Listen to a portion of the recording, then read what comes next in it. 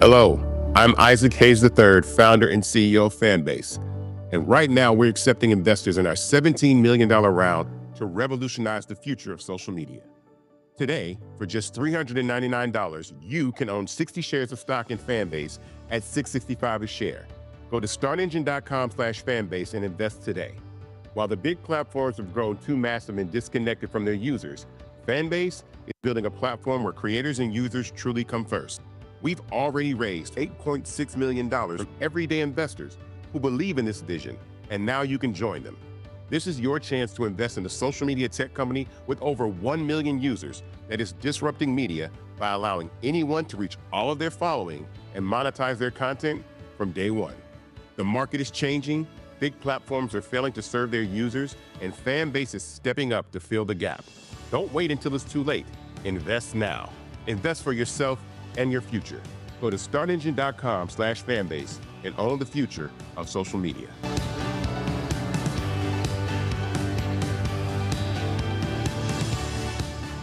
Folks, Black Star Network is here. Hold no punches. I'm real revolutionary right now. Support this man, Black Media. He makes sure that our stories are told.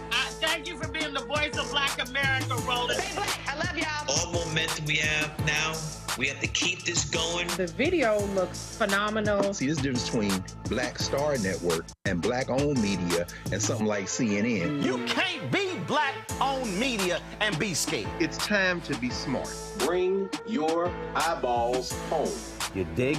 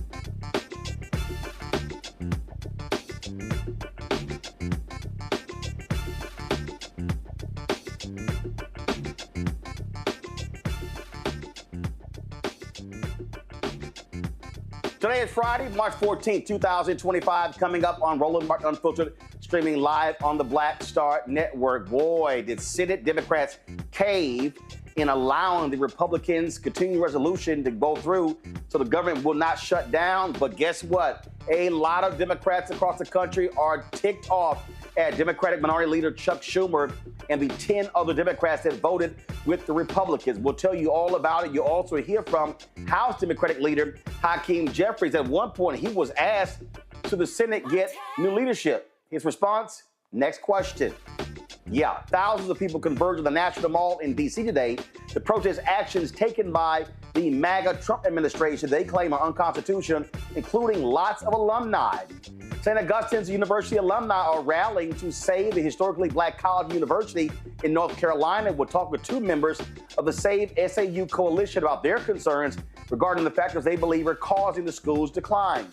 The quest to force colleges and universities to classify college players as employees continues. I'll talk to an attorney representing college athletes against the NCAA, who said that, seriously, they drew legal precedents that compare college athletes to unpaid prison labor under the 13th Amendment's slavery exception. Yeah, they sure did. An organization is working to prevent opioid overdose deaths in black communities. We'll chat with an advocate who says access to life-saving medications is unequal. Plus, we'll show you a disturbing video in California that depicts a black girl being brutally attacked by a Mexican-American male student while onlookers, including a substitute teacher, stood by and did nothing. And the continuing erasure of black people and women continues by MAGA, this time in Arlington National Cemetery. It's lots to unpack, and it's time to bring the funk. I'm Roland Martin Unfiltered on the Black Star Network. Let's go. He's got it. Whatever the best, he's on it. Whatever it is, he's got the scoop, the fact, the find. And when it breaks, he's right on time and it's rolling. Best believe he's knowing. Putting it down from sports to news to politics. With entertainment just for kicks, he's rolling. It's on go, roll, y'all. It's Roland Martin, rolling with Roland now. He's funky, he's fresh, he's real, the best, you know he's Roland Martin now.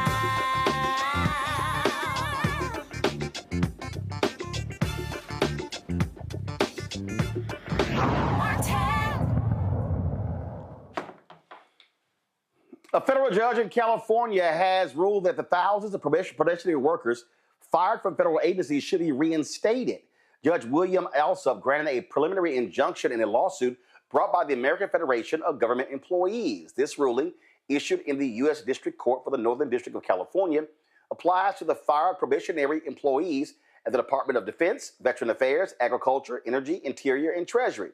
Now, the White House, who is supposed to be following federal law, here's this idiot, the press secretary, Carolyn Levitt, where she told reporters when asked if the administration will comply with this court order. Listen. An update on it. Caroline, district court rulings about all the fired probationary workers use the same language here just now that was in the statement about fighting back against that ruling. Do you mean appealing or something else? And does the administration plan to comply with those orders in the meantime? Fighting back by appealing, fighting back by using the full weight of the White House counsel's office and our lawyers at the federal government who believe that this injunction is entirely unconstitutional. And it is, for anybody who has a basic understanding of the law. You cannot have a low-level district court judge filing an injunction to usurp the executive authority of the President of the United States. That is completely absurd. And as the executive of the executive branch, the President has the ability to fire or hire. And you have these lower-level judges who are trying to block this President's agenda. It's very clear. And as I just cited, I was appalled by the statistic when I saw it this morning. In 1 month, in February, there have been 15 injunctions of this administration in our agenda. In 3 years under the Biden administration, there were 14 injunctions. So it's very clear that there are judicial activists throughout our judicial branch who are trying to block this president's executive authority. We are going to fight back. And as anyone who saw President Trump and his legal team fighting back, they know how to do it. He was indicted nearly 200 times, and he's in the Oval Office now because all of the indictments, all of these injunctions have always been unconstitutional and unfair. They are led by partisan activists who are trying to usurp the will of this president, and we're not going to stand for it. Thanks, guys.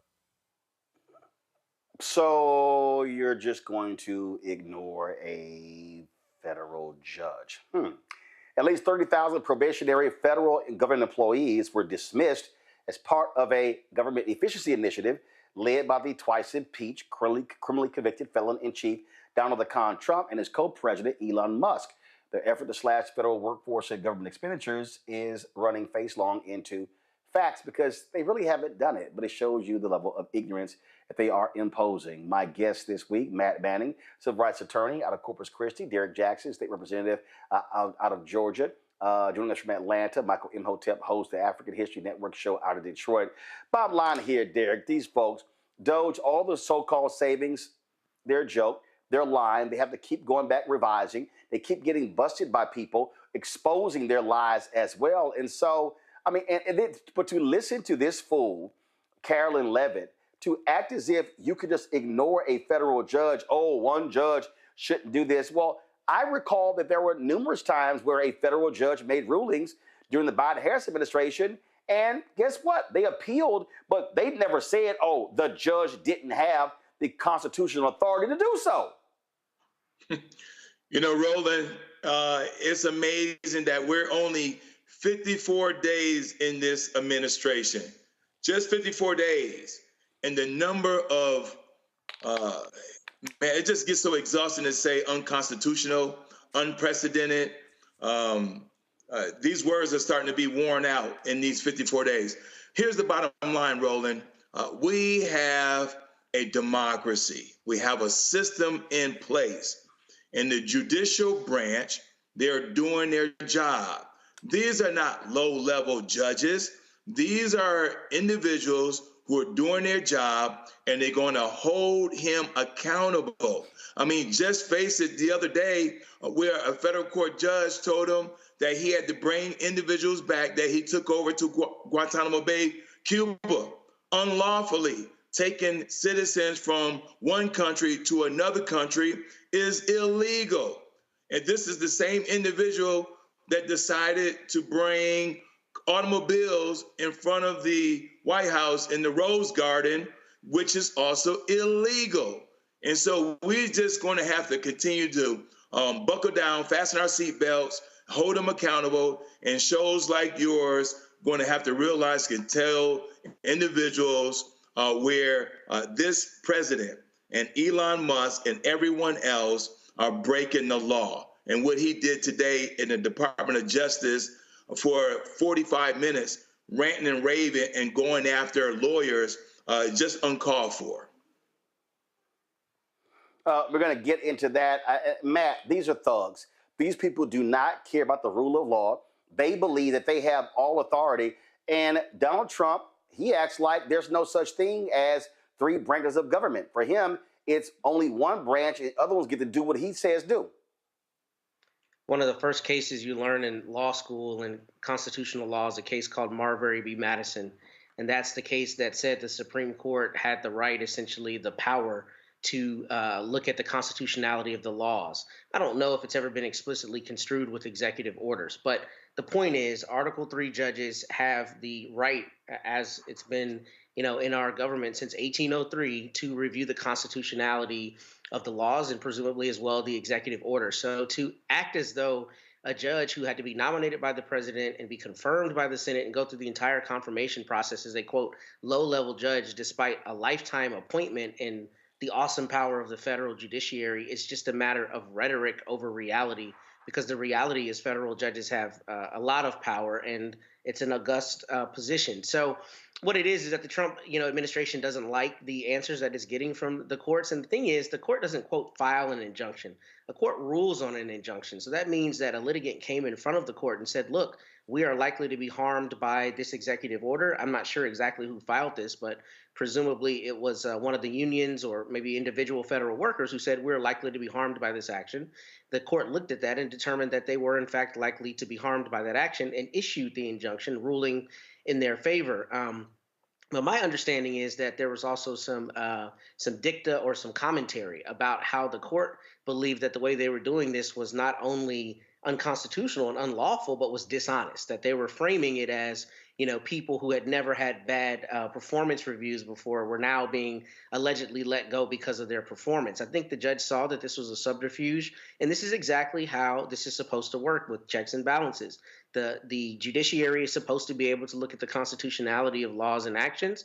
That's what they've done here, and I think we're all at risk of the entire house of cards falling, if you will, once the Trump administration starts to just out and out disregard what judges are doing in their rulings. And that's where I think we're heading. I mean, we're already seeing that. They're already kind of messaging in that regard. But once they start wholesale doing that, I don't really know what the institutional response is going to be, because right now judges are basically the last line of defense to stop a lot of this craziness that's coming out of the White House. Michael, we said what these thugs were going to do, and they're doing exactly what they also said they were going to do. They do not care about judicial rulings, except the ones that are in their favor. And a little bit later in the show, we're going to show some of this, that insane speech he gave at the Department of Justice. And what was even more shameful, for his attorney general standing right next to him, the same idiot who spends more time on Fox News than she actually does at the Department of Justice. Yeah, this has been a crazy week, Roland, from the trade war, from tariffs to the European Union striking back with their reciprocal tariffs, to the stock market dropping. to these two rulings. Actually, two rulings came out yesterday, one from a federal judge in Maryland, and then also the federal judge in California regarding basically the same thing. Tens of thousands of people, federal employees being fired under DOGE from this government, and the judges are ruling that these people were fired basically illegally. They weren't given advance notice, and in a lot of cases, Matt is absolutely correct on this. In a lot of cases, it's said that they didn't perform well, but their last performance review said that they were doing exceptionally well. And then also Donald Trump this week, he talked about how employees at the Department of Education, how a lot of them don't show up to work, things of this nature. And he's just throwing this stuff out and providing no evidence. And then when we look at the corrections that DOGE has had to make, according to Reuters, according to their count, over 1,000 errors have had to be corrected by a DOGE. So if any of us on this panel made 1,000 errors at our job, we would have been fired months ago. Okay, this is just stupid. So yeah, it's going to get worse. This is what we warned people about. And the problem with Donald Trump, and I said this in the first administration, everything that Trump does, he tells you ahead of time he's going to do it. It's just people for some reason didn't believe him. He told you he was going to do all of this. So this continues, but this shows also the importance of judges, especially federal judges. Indeed, indeed. So, you know, these folks, they are thugs, pure and simple. Yes. They don't care about the law, and they just want to do whatever it is they want to do. So a little bit later, we're going to talk about several other things they're doing regarding U.S. Postal Service violating the law. We're going to talk about, of course, that crazy, demented speech that idiot gave today at the Department of Justice. So it's a lot to talk about right now, though I want to go talk about what's happening at St. Augustine's University in North Carolina. Last night, we told you about the university, which entered into a 90-day arbitration process after its appeal for accreditation was denied. The Save SAU coalition, formed in early 2024, is trying to figure out how to dismantle the school's board of trustees, whom they say is the real problem. Save SAU coalition chair Benjamin Johnson and Steve Williams, a national alumni trustee-elect for St. Augustine's University, joins me right now. Gentlemen, glad to have you here. I just don't, for the life of me, I don't understand how St. Augustine's continues to be having in trouble. I mean, we're now going on at least a decade. And real quick, how many presidents have y'all had in the last decade? In the last 10 years, Roland, we have only had one president. 6 have been interim or acting. Well, but that also counts. That's my whole point. So you've had 7 in 10 years. Yeah. You show me any institution, whether it's a Fortune 500 company, a HBCU, a PWI, a community college, or you show me just a regular, ordinary organization or a church. If you've had 7 leaders in 10 years, there's a problem with the people who are picking the leaders, and that's the Board of Trustees. Absolutely. Yes. Absolutely. Yeah. I think the common denominator, Roland, in that has always been the Board of Trustees. They're the only ones that haven't changed. And that's been the issue. And we've brought that up in court or in our court case, and we've basically said that several times. That's been the common denominator, has been the Board of Trustees. Exactly. So let me throw this out, because I asked this question last night. So let's put the trustees back up. So there are 14 board members, correct? In that picture, there's 14. We haven't had the customary number of 15 is what we're, by the state statute, is what we're supposed to have. There hasn't been 15 board members in the last 3.5 years. And in that picture also, Miss Bollinger, George Brooks, and another person is already gone from the actual board. So they've already resigned. Okay, so to your knowledge, do these board members bring in any money? Do they? Okay, is there a minimum? Is there a minimum? Is there a minimum amount that each board member should bring in? Yes. One of the things that we talked about last night was the structuring of the bylaws. And the bylaws in 2013 stated that board members had to give or get, raise or donate $5,000 per board member. That had been restructured. That's it? Come on, 5,000? That was it, and the bylaws were restructured from 156-page document to 26 pages, and in those 26 pages, the board members were only required to bring in $500. Whoa, stop! It went from 5,000 to 500. Yes. Yes. They took a 125-page document and rolled it into 25 pages. Their bylaws, our bylaws, used to be 125. What's it? 146? 156. Yes. Pages. 156 pages, and they basically reduced it to 25 pages to encapsulate themselves so they can be self-governing. That's what happened. Under that, they changed it. Okay, because so when Dr. Robertson was there, you had to bring in $100,000.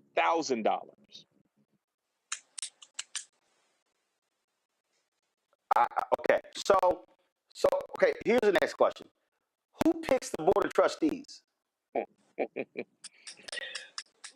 With the situation that we have now, the board chair has been selecting board members, and they are. Hold on, no. Again. Hold on. So let me just. Okay, so first of all, I'm wearing a Texas A&M University shirt. Texas A&M is a state university. The governor picks the board of regents. That's how it happens. St. Augustine's is a private university. Okay, exactly. So is there a governing entity over the board? Is there? I mean, or does the board just do whatever the hell they want to do, and they just self-govern? Basically, that's what they're doing, Roland. When they reduced when they changed the actual bylaws, that's what they did.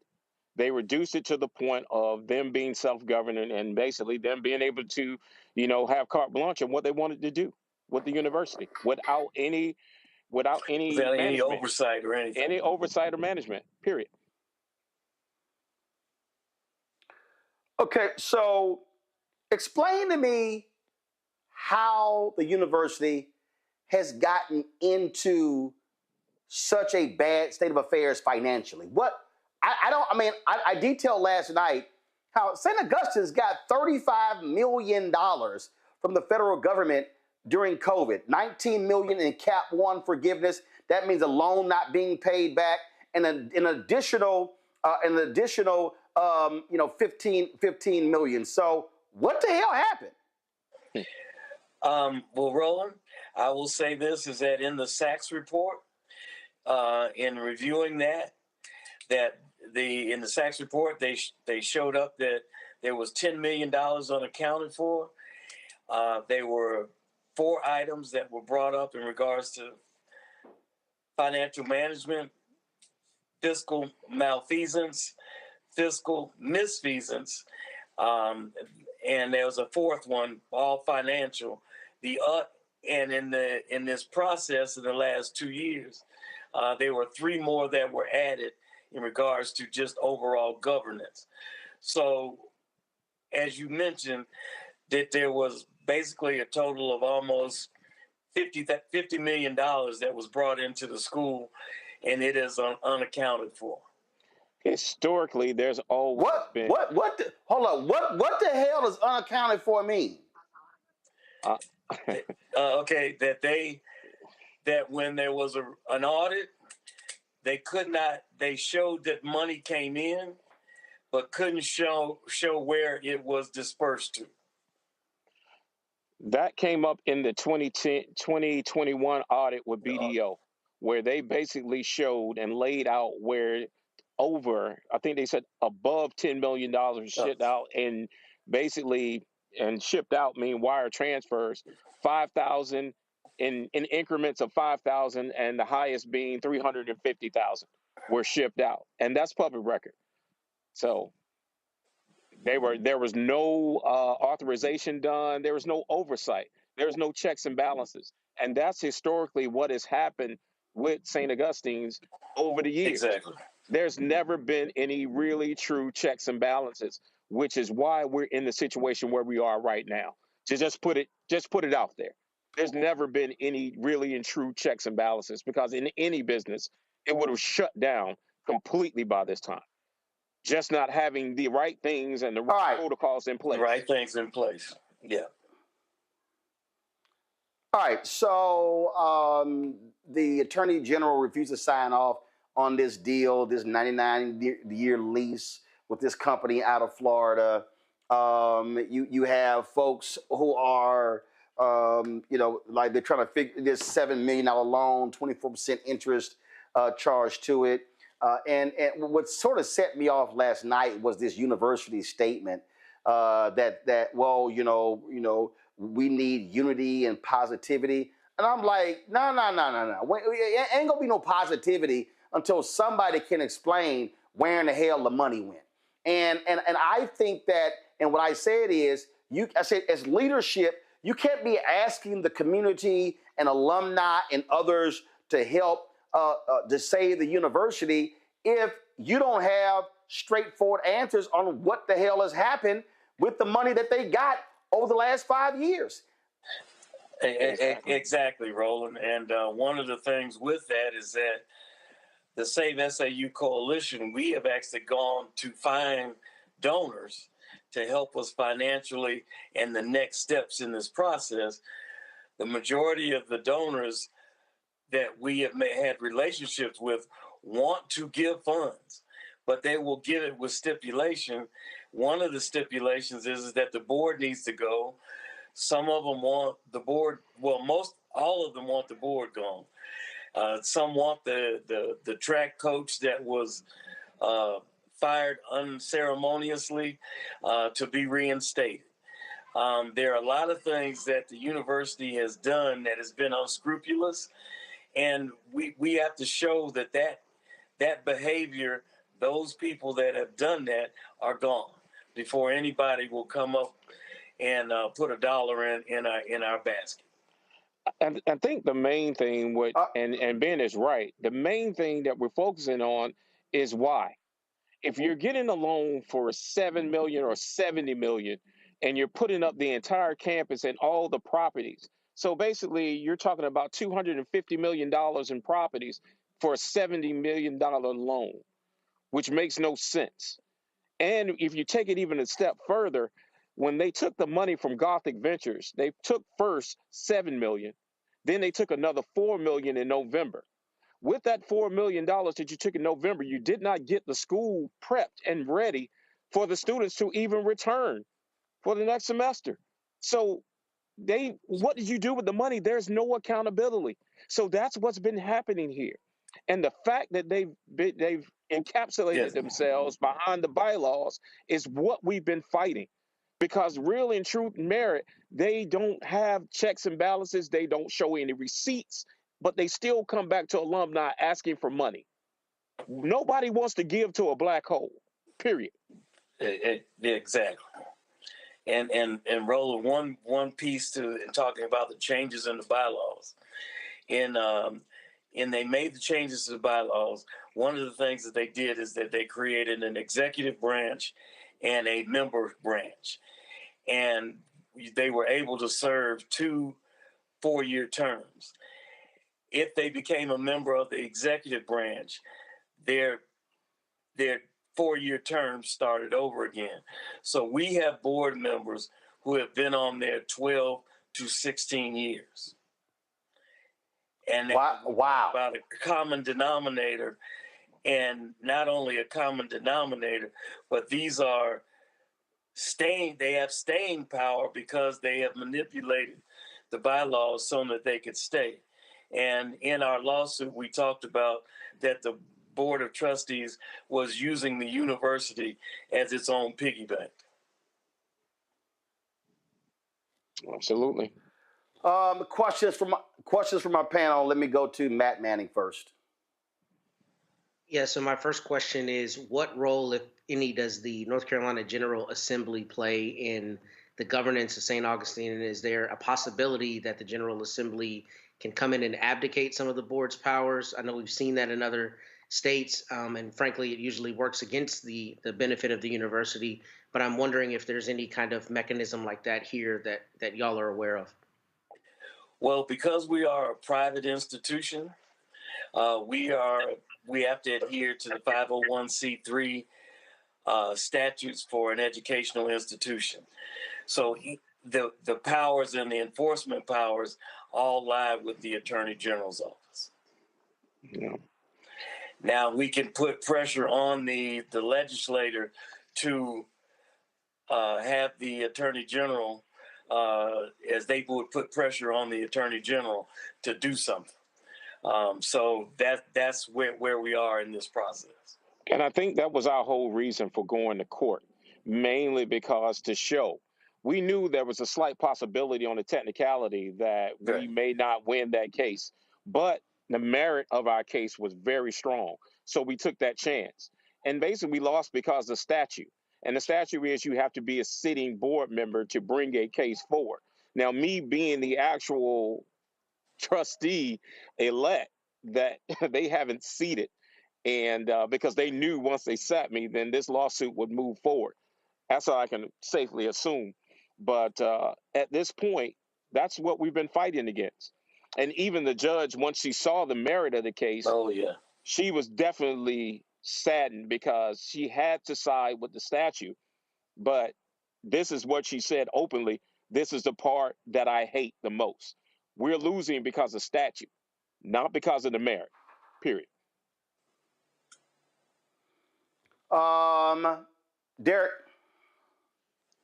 You know, my question was very similar to Manning's, but since it was asked, let me shift it in a different perspective because as a legislator here in Atlanta, we had a similar situation with Morris Brown College. Morris Brown College was unaccredited for nearly 20 years due to financial mismanagement of funds. So what are the next steps for you all while this litigation process is underway? Well, the first piece where we are now is we're not able to do anything until the board is gone.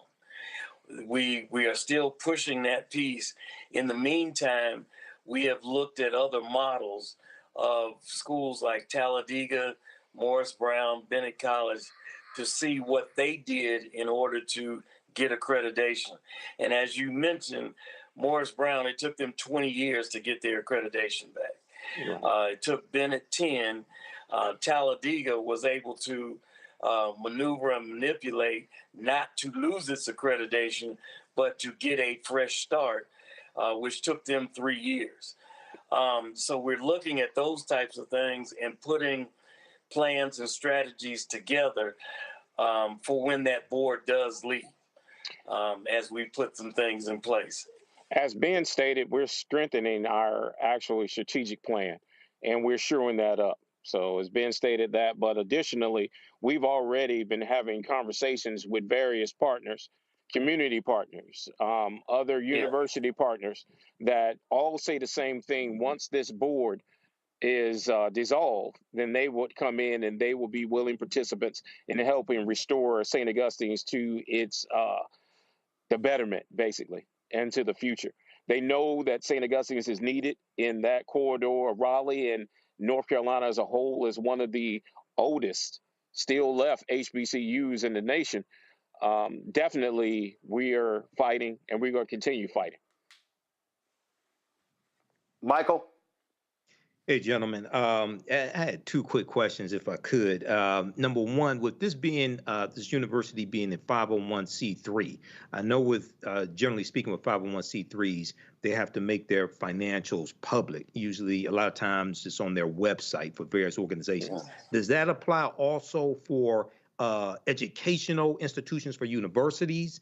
Number one, and number two, how often are audits done? You may have said it, I may have missed it, but how often are audits done, and are those audits made Okay. public as well? Okay. Can I call you Michael? That's fine. Michael, this is really for me to answer this is very disappointing, but I'm going to hit you with the hard facts. One of the reasons that we lost accreditation is because there were no audits done. So they had to, in this process, were manufacturing audits after they were requested. And in losing the accreditation, we were not able to provide the correct number of audits. There's one supposed to be done every year, and as we were on probation, the audits were supposed to be done in a 5-year increments, and they were only able to actually produce 2 or 3, half, but not all of the 5-year audits for the last 5 years. And you mentioned about the information being public. Right. Yes, that is a requirement, and that requirement was not met by our board of trustees. Yes, they don't have minutes. They don't share minutes. They don't even have minutes. Yeah, they don't take minutes at their meetings. Right, they take minutes at their meetings. They don't regularly update the website when new board members have come. Basically, just put blank pages up and things of that nature. And it's just been a game of cloak and dagger with this board of trustees, just to be perfectly honest. Wow. All right. Thank you. Last question. Where are the students in all of this? We went down to Florida and we did a special show at Bethune-Cookman. Alumni and students invited us to do that. What are the students saying with all of this drama going on? Let me tell you something, Roland, and I got to take this one. Yeah. My organization, Falcons Unite, we've been 10 toes down and fighting this board of trustees for the last 15 years. One of the things that we always pride ourselves on is the connection with the students on that campus. And not only just when they matriculate, when they leave. When they leave, they go to other businesses, they look for jobs, they always come to us, right? We've created portals where we can tie them in. Through this process with this administration and this board of trustees, we've had professional therapists that are a part of Falcons Unite give free time. It's been hard. I can tell you, it's been nights where I've been fired up and everybody's on a call fired up. Students have experienced PTSD, trauma. These students have been basically just beat all over and dragged publicly by this administration. And it's sad. It's sad, and I don't know how anybody can sit up there and say they love the university and doing the best when basically your best and brightest you're treating like homeless people. You're basically just not even treating them with any kind of respect or dignity. And it just gets worse. I mean, you even we had to give one of the actual professors, and I have to say this, they were losing their livelihood, not being paid. One of them almost unalived themselves, and luckily we had a therapist on call that basically made that call and stayed online with them till he got to the proper help arrive. This is traumatic, and we keep saying this. We keep making calls. We know it's an open investigation with the AG, but at some point, something has had to happen. Somebody has to have some form of empathy to see that the common denominator that's being hurt in here are the students. You can take alumni out the way. The common denominator that's being hurt are the students. And to me, that's most important when you're talking about a university and building it back. Yes. When is the next board meeting? When is the next board meeting? Oh boy, we don't know if if we don't know, the short answer is we don't know, but because they have the board members have changed so much, and we don't know if they've had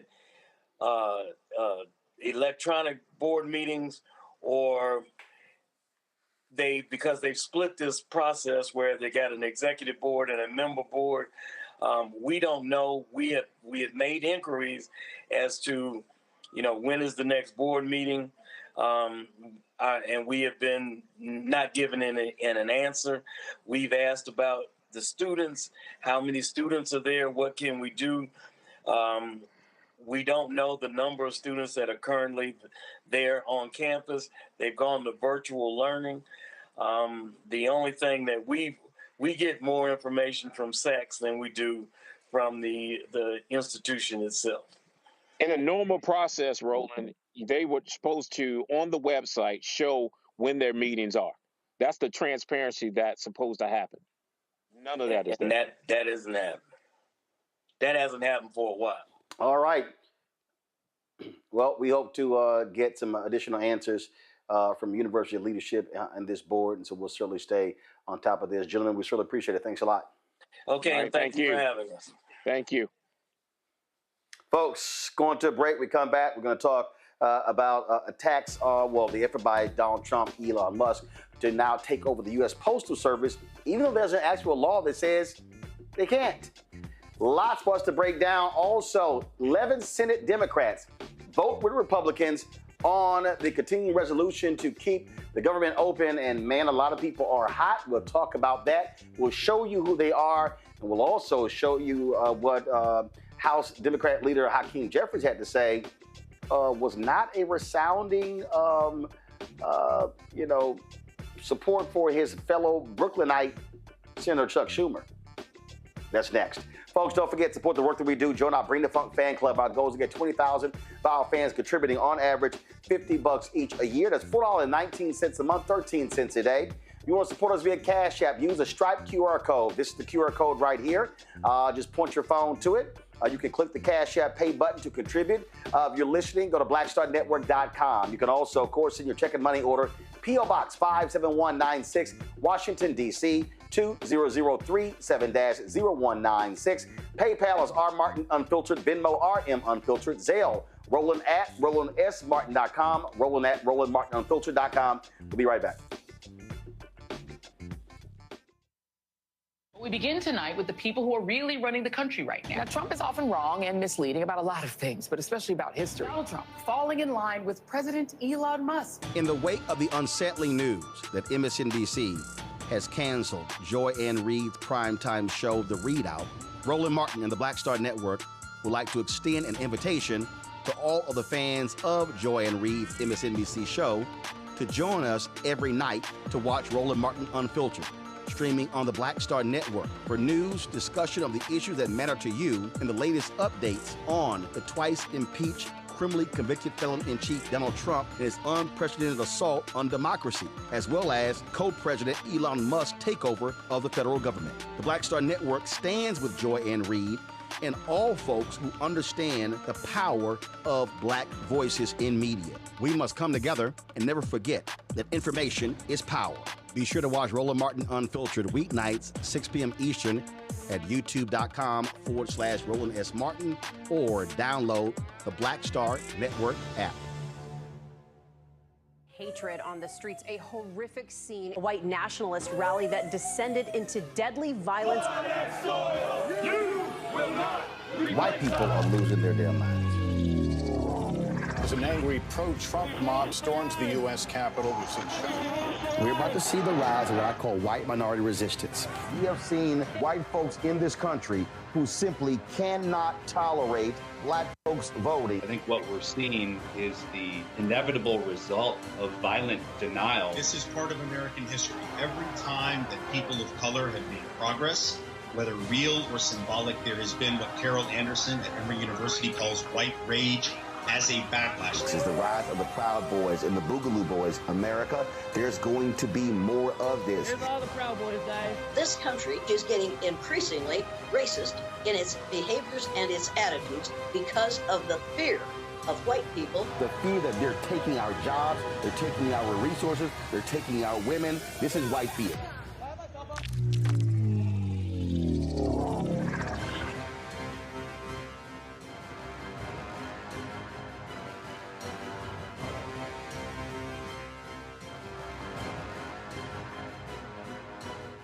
Hey, this is Motown recording artist Kim. You are watching Roland Martin Unfiltered.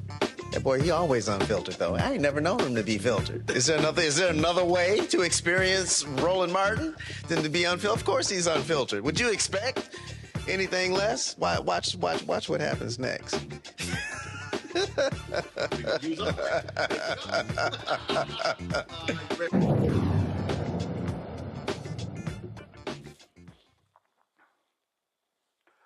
Folks, big changes may be coming to the U.S. Postal Service. Postmaster General Louis DeJoy just signed an agreement with Elon Musk's Department of Government Efficiency. Yeah, you heard that right, to help, quote, fix the Postal Service's finances. But let's be clear, this is not about fixing. It's about slashing and taking it over. Since DeJoy took over in 2020, 30,000 jobs have already been cut at the Postal Service, and another 10,000 layoffs are coming next month. Black workers make up nearly 30% of the Postal Service employees. And here's a bigger picture. There's talk of privatizing the USPS. That means fewer jobs, high prices for mail delivery, and less service in rural and low-income communities. Now, there's a federal law, Michael, that says that was passed to not privatize the Postal Service. A lot of people, a lot of progressives and Democrats are concerned because guess what? If Trump gets his hands on the Postal Service, that impacts ballots and things along those lines. And so this is something that Republicans have long sought after, but we are seeing that this war is going to be happening there too. Absolutely. And this is something that was floated during the first Trump administration. And as you have mentioned, the Republicans, conservatives have been talking about privatizing not just Social Security, but also the U.S. Postal Service as well, selling off parts of it. And this was something that came up during the first Trump administration when you deal with mail-in ballots. And now, if it's privatized, the delay in mail-in ballots being sent to certain areas, say maybe like, I don't know, Detroit, Atlanta, Philadelphia, something like that. So, yeah, this is, once again, devastating news. There are going to be lawsuits around this. But this is what we were warning African Americans about. And another thing, Roland, is that when you look at the attack on DEI, right, they're using that all across the federal government now to attack the Department of Education, to shut down various departments, to lay off people, et cetera. Now, in this specific instance, it's important for people to understand, African Americans have been working for the U.S. Postal Service going back to the 1840s. Not the 1940s, going back to the 1840s. And this was one of the, and then after slavery in the late 1800s, things like this, early 1900s, this is one of the first government jobs that we had.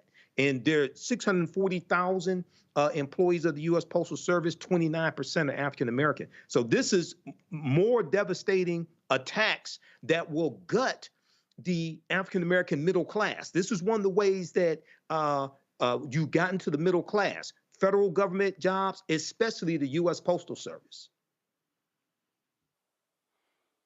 Again, for the folk, Derek, who can't do math, we're talking about more than 190,000 Black employees in the Postal Service.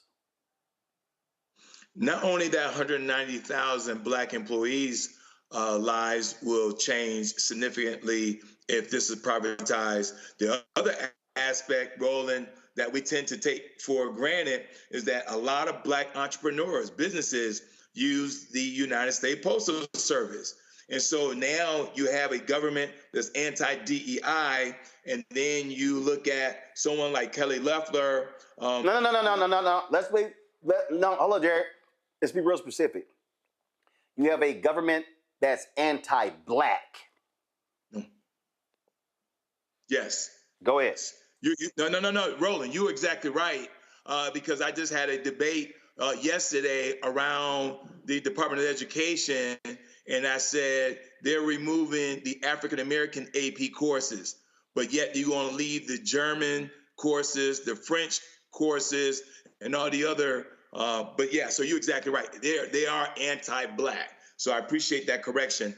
But the point, to your point, is that when you look at Black businesses that need to use the United States Postal Service, because the United States Postal Service will be able to move their goods and products, unlike at the expense of companies like FedEx and UPS, where they're going to charge them an exuberant amount of money.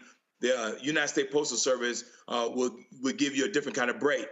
Even with us who are in the political arena, we use the United States Postal Service when we campaign. And so if you're going to privatize it, now they can determine what literature is processed through the Postal Service. And then there's one other point that we need to highlight, Roland, is medicine. You're starting to use a lot of senior citizens getting their medicine through the mail too. And so the mail system touched so many aspects of our lives that we just take for granted. And if they privatize it, the Black community will be severely negatively impacted. Folk got to recognize, Matt, this is no joke that's going on. Listen, for 3 years, we said Project 2025 was real. When Trump lied, I don't know anything about it, I don't even want to read it. We knew he was lying. But all these folks who are now crying, hashtag we tried to tell you. Yeah, I mean, they knew what it was, and somehow they thought they would be insulated from the brunt of it. And you see people crying all over social media because they're getting what they voted for. I will tell you, I think I'm a little bit at a disadvantage with the post office and the economics as it relates to it, because I understand that the post office has operated at a loss for multiple years. It has been a profitability issue, and while I completely am sympathetic and hope that a lot of Black people, hundreds of thousands of Black people, don't lose their jobs, I am wondering what extent to which the economic woes play into what the appropriate thing to do is with the post office. And I'm not in any way advocating for privatization, but not understanding the economics enough. Well, but here's right. So great point. So no. I'm gonna let you continue with it, but I want to put a pin in that right there. Okay. What a lot of people don't realize is that the law was changed where the Postal Service was required to basically front load their pension. And so when you look at, and second of all, it's also a congressional mandate. So when you talk about the delivery of mail service in the country, you're talking about, and this is a part that a lot of people just can't accept. It's a lot of land in the United States. And so when you start talking about going out to rural areas, delivering just simple letters and things along those lines, that's a major issue.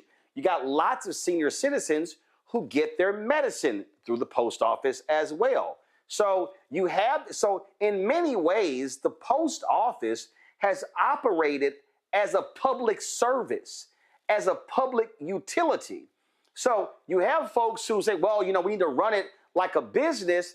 But see, the problem with running it like a business is when you have a business, so let's just take an airline goes, well, this is an unprofitable route. So what then happens is there are a lot of mid-sized and small towns in the United States that have no air service whatsoever. They may have to drive 30, 60, 90, 100 miles to catch a flight at a major airport. Well, the post office was set up totally different.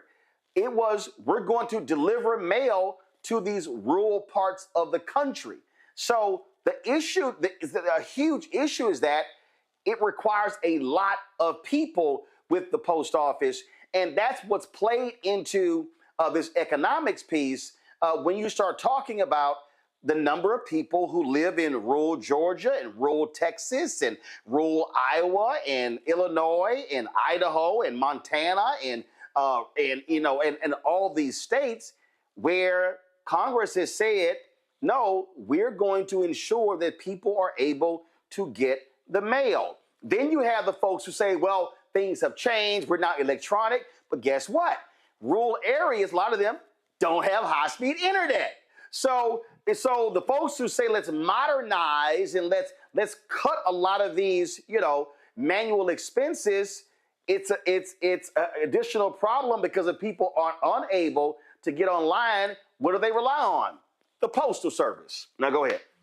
Yeah, I mean, look, I'm not advocating for privatization. I'm just readily admitting I don't know all the economics. I got you. I think when we talk about the post office, that's a lot of the problem because all you hear is about cost overruns and issues not making or at least making a profit. So I think one that kind of makes it difficult for people to fully understand why privatization would be a bad thing. I love that you framed it as a public service because that's exactly what I think of as the post office, being. And I think it's a question of how does it need to be reformed, maybe even via congressional mandated through a congressional law to make it such that it is not characterized essentially as a quasi-governmental business that's not running a profit, because then it's easy to get the rhetoric around that we need to get rid of it or privatize it because it's a business that's not meeting its financial goals. But outside of all of that, I would say as it relates to the post office, you see that Louis DeJoy is here. And it's interesting because he's kind of ridden under the radar through the Biden administration because he was a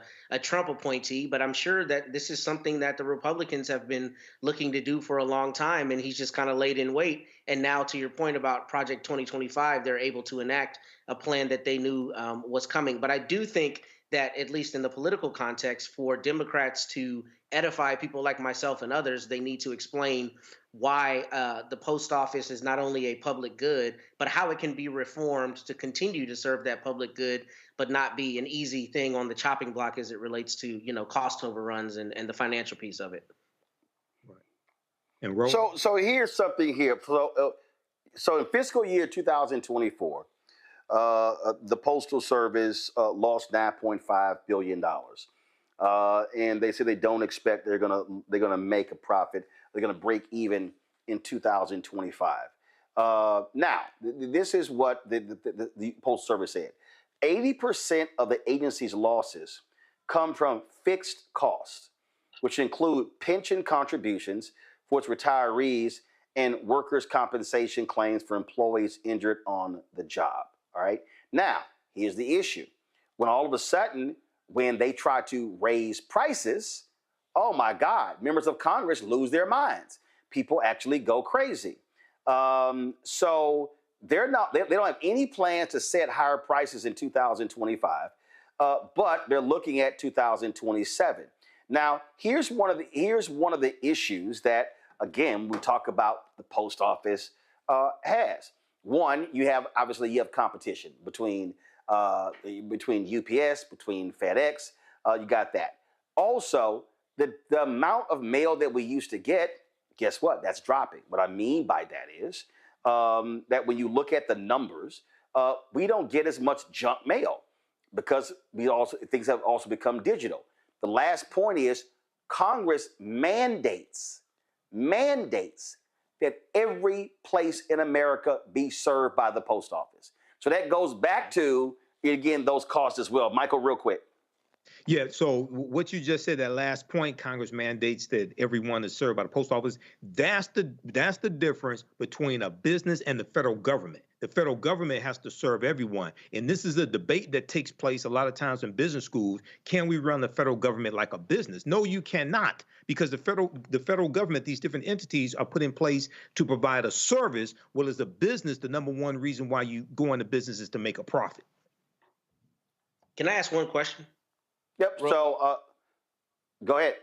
Yeah. So do you know, was the post office intending to front load those pensions and then amortize the cost, I guess, over X number of years and then be profitable outside of those pension costs after 7 years, 5 years, 10 years? And do you know anything to that end? Let me, actually, I'm gonna address the healthcare piece. 1 second. Let me pull this up. Because then again, this is one of the things that it happened a few years ago. So this is a piece right here that it was called "How Congress Manufactured a Postal Crisis," So in 2006, Congress passed a law that laid out massive cost on the Postal Service. So this is 2006, the Postal Accountability and Enhancement Act, it required the Postal Service to create a $72 billion fund. This is a piece from the Institute for Policy Studies. It required the Postal Service to create a $72 billion fund to pay for the cost of its post-retirement health care costs 75 years into the future. Gotcha. Okay? They say here, this burden applies to no other federal agency or private corporation. So as a result, if you're having to pay health for the next 75 years, you're going to be running a deficit. So it's not like, oh, we can pay for the next 50 years. No, 75 years. So this is what some have described as Congress passing such a law that is one of the reasons why when you look at the current numbers, why it says, oh, they're losing money because they had to set aside $72 billion. And so that's part of the issue here. And so between that, you have pensions as well. All of these things combined that you have to deal with. And look, the reality is when it comes to pensions, these are people who took lower salaries for a number of years based on the promise of having a pension, and now you got to pay for that. What happened with a lot of publicly traded companies? You had a lot of these companies that owe a lot of workers pensions. You know what they started doing? Whacking their pensions. And so all of a sudden, you start screwing the people who you promised pensions once they retired. So it's a lot of stuff. So Congress, as opposed to complaining and all these hearings, needs to also learn to accept the role that they played in creating a huge problem. Jason, let's go to our next story. We'll talk about NCAA. And of course, the NCAA is having some major changes. You got NIL, you've got court rulings now having to pay players. I mean, it goes on and on and on.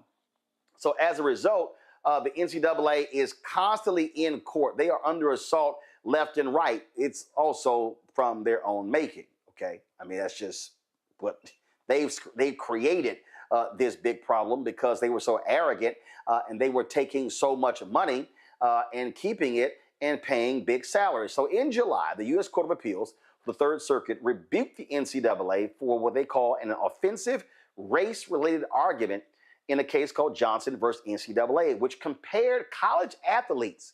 Listen to what I'm about to say, y'all. They compared college athletes to fellow students employed in work-study style programs. The NCAA argues that college athletes should not be treated with the same employee rights and protections as student ticket takers, student seating attendants, and student food concessions workers at NCAA contests. Instead, the NCAA relied upon a legal precedent comparing college athletes to unpaid prison labor under the 13th Amendment's slavery exception.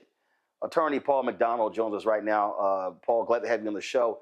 I'm sorry, they used the slavery exception in the 13th Amendment? So are they saying that athletes are slaves or inmates? Well, for all intents and purposes there, I think it's instructive to read exactly what the Third Circuit said.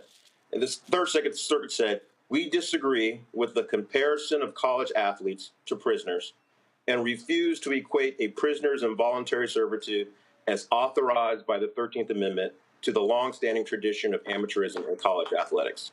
So that's exactly what the Third Circuit said about it. So they knew exactly what the NCAA was trying to do. They were using a case called Van Skyke v. Peters. And in the case of Van Skyke v. Peters, I'm sorry if you lost me there for a second. You had federal prisoners who... No, we got you. Go ahead. All right. They had federal prisoners who said that under the FLSA, the Fair Labor Standards Act, that they should have employee rights, minimum wage, so on and so forth. But the court in that case, Van Skyke v. Peters, said because of the slavery exception, because as part of your conviction, as part of your sentence, you can be made to do an involuntary servitude, then you can't be an employee. And the NCAA, for 10 years, has been using that case, Van Skyke v. Peters, to say that athletes should not have employee rights like the kids selling popcorn at their games.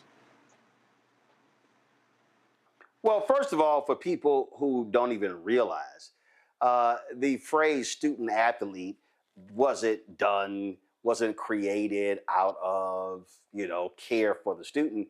That was actually created by an NCAA lawyer to protect them in a lawsuit. So they've always wanted to take advantage of the free labor of athletes and how everyone else gets paid except the athletes. So they've actually treated people as if they were, frankly, slaves under the 13th Amendment. Right. Student athlete was a term that came about to avoid having to deal with worker compensation.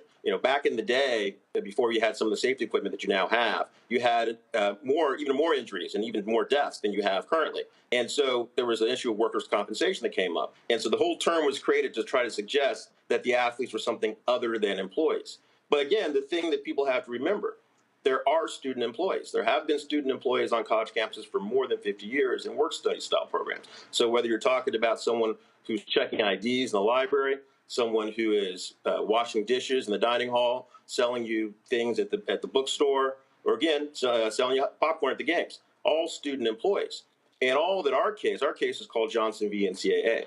All we're saying is that athletes deserve to have at least the same limited student employee status as those fellow students. That's it. And the NCAA's opposition, again, is they know better.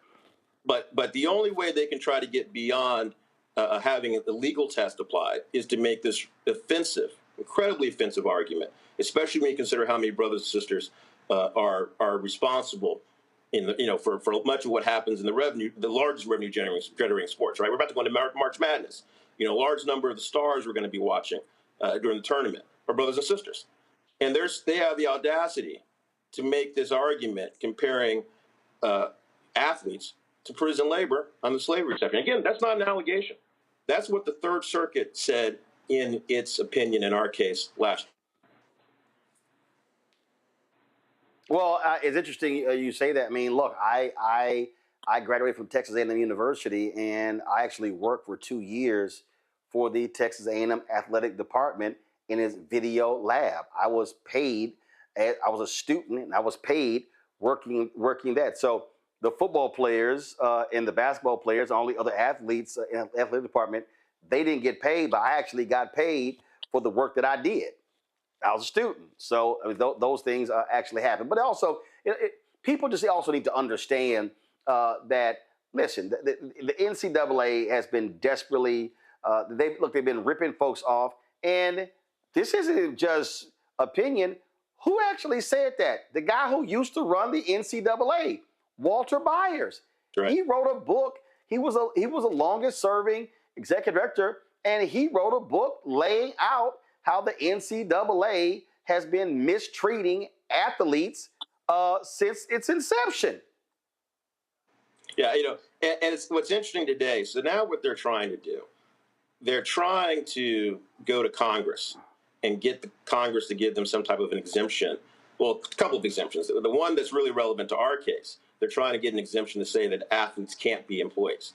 Again, they know full well that there are student employees. So that exemption they're trying to get from Congress, frankly, violates the Equal Protection Clause, because you can't have two sets of students who essentially are the same. Arguably, athletes meet the criteria much more than the kids selling popcorn at their games, right? There's more control. I mean, I think people sometimes forget athletes are the most controlled students on any college campus. And another way of looking at it, consider this. An athlete has to schedule his or her classes around practice times, right? Whereas if you're in work study, your supervisor is required to schedule your work assignments around your class choices. It's a completely different situation. One, this work study student still gets academic benefits from the university. The athlete has academic burdens. Okay, so the athletes clearly meet the standard more.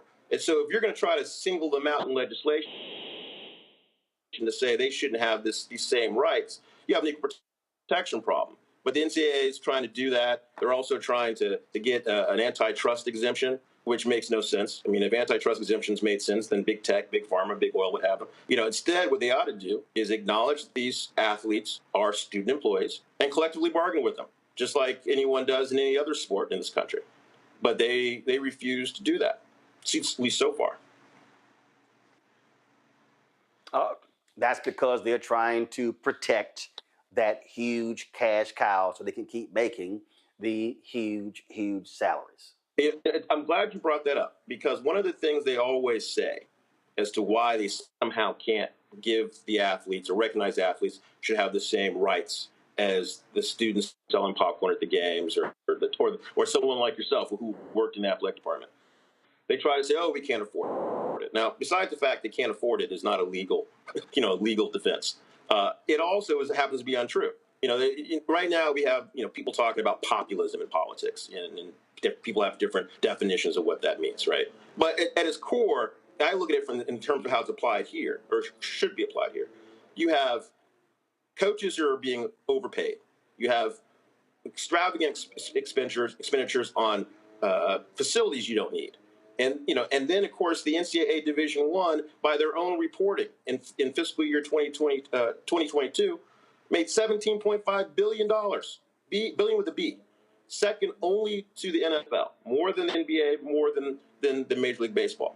And so they have the audacity to come in front of Congress and say, oh, we need you to bail us out because we can't afford to have these athletes making $15 an hour like their friends down the hall from in the dormitory, because it's going to bankrupt us. No, all you have to do is reallocate some of the money you've been giving to all the adults, reallocate some of the money you've been spending on laser tag and other things that aren't unnecessary in the athletic department, and then to the extent that you have smaller schools, after they've done all of that, subsidize them, just like the NBA does the WNBA, or you have luxury taxes in some pro sports. And that takes care of the problem. You can do all of this budget neutral, no cost. But they, to your point, they don't want to give up the big money they've made. Because I'm old enough, and I think you and I are probably comparable in age, I'm old enough to remember when college coaches didn't make all this money. Now you're talking about what Kirby Smart making $13 million at Georgia. If you cut his salary, 15%, you could afford to pay almost every athlete on that campus a fair wage that then would not require their parents to send them beer money on the weekends. And the one last thing I'll say about it, just so people understand this, what I'm talking about is not that the athletes would only be paid hourly wage. We're talking about base salary for everybody. If you still have individual popularity, you would get NIL on top of base salary. If you're in a sport that generates a large amount of revenue, you get revenue sharing going forward. So it's not an either or proposition. It is an and also. Well, indeed.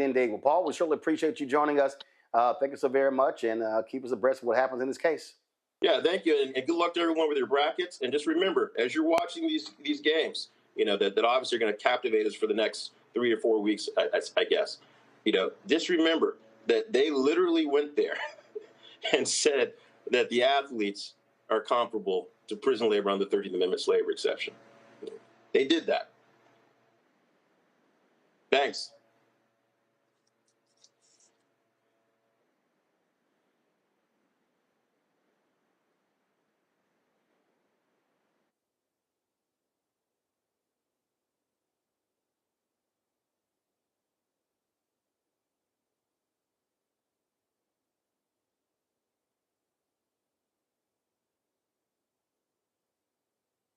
We begin tonight with the people who are really running the country right now. Now, Trump is often wrong and misleading about a lot of things, but especially about history. Donald Trump falling in line with President Elon Musk. In the wake of the unsettling news that MSNBC has canceled Joy Ann Reid's primetime show, The Readout, Roland Martin and the Black Star Network would like to extend an invitation to all of the fans of Joy Ann Reid's MSNBC show to join us every night to watch Roland Martin Unfiltered, streaming on the Black Star Network for news, discussion of the issues that matter to you, and the latest updates on the twice impeached, criminally convicted felon-in-chief Donald Trump and his unprecedented assault on democracy, as well as co-president Elon Musk's takeover of the federal government. The Black Star Network stands with Joy Ann Reid and all folks who understand the power of black voices in media. We must come together and never forget that information is power. Be sure to watch Roland Martin Unfiltered weeknights, 6 p.m. Eastern at youtube.com/Roland S. Martin, or download the Black Star Network app. This week on the other side of change. We're digging into the immigration crisis that's happening here right now. It can impact each and every one of us. We're going to break down the topic of this constitutional crisis that is being led by the Trump administration and what you, as ordinary citizens, can do to speak up and speak out to fight back. This is The Other Side of Change, only on the Black Star Network. When you talk about blackness and what happens in black culture, covering these things that matter to us, speaking to our issues and concerns. This is a genuine people-powered movement. There's a lot of stuff that we're not getting. You get it, and you spread the word. We wish to plead our own cause. Too long have others spoken for us. We cannot tell our own story if we can't pay for it. This is about covering us. Invest in black-owned media. Your dollars matter. We don't have to keep asking them to cover our stuff. So please support us in what we do, folks. We want to hit 2,000 people, $50 this month, raise $100,000. We're behind 100,000, so we want to hit that. Y'all money makes this possible. Checks and money orders go to P.O. Box 57196, Washington, D.C. 20037-0196. PayPal is R Martin Unfiltered. Venmo is RM Unfiltered. Zelle is Roland at RolandSMartin.com.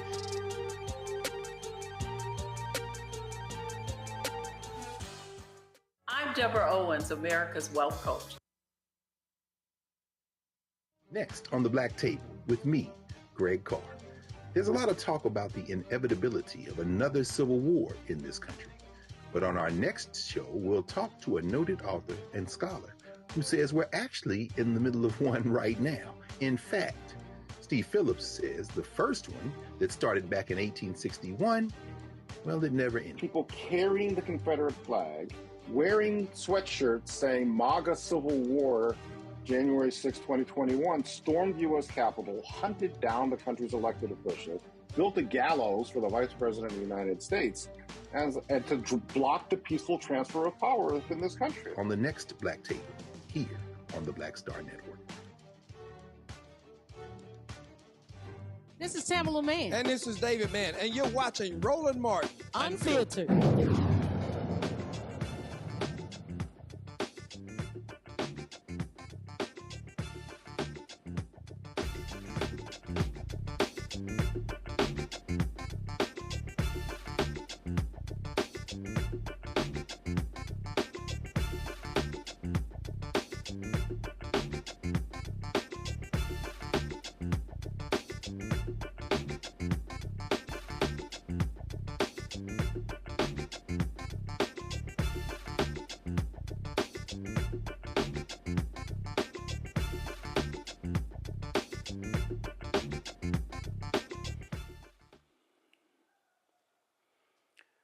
Folks, today in D.C., thousands of veterans took to the streets, marching in cities across the country and gathering at the National Mall to protest sweeping cuts to the federal workforce under Donald Trump and Elon Musk's Department of Government Efficiency.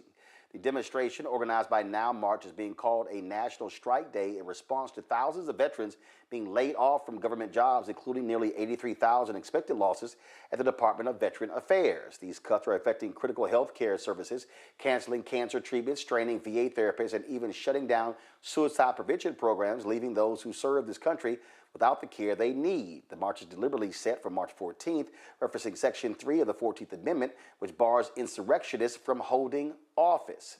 Now, today in the United States Senate, 11 Democrats joined Republicans in advancing the continuing resolution that would keep the government from shutting down. Senator Chuck Schumer, just 48 hours ago, claimed that, Democrats were not going to vote for the bill. Well, then they came for it. These are the Democrats who actually stood with Republicans in voting for this. This, of course, has angered Democrats all across the country, and people have been coming after Senator Chuck Schumer because he did not hold the line. House Democratic leader Hakeem Jeffries made it perfectly clear that House Democrats were not happy at all with what took place by Democrats in the Senate. Listen. House Democrats remain strongly opposed to the partisan Republican spending bill that will hurt families, hurt veterans, hurt seniors, and hurt the American people. It is a false choice that Donald Trump, Elon Musk, and House Republicans have been presenting between their reckless and partisan spending bill and a government shutdown.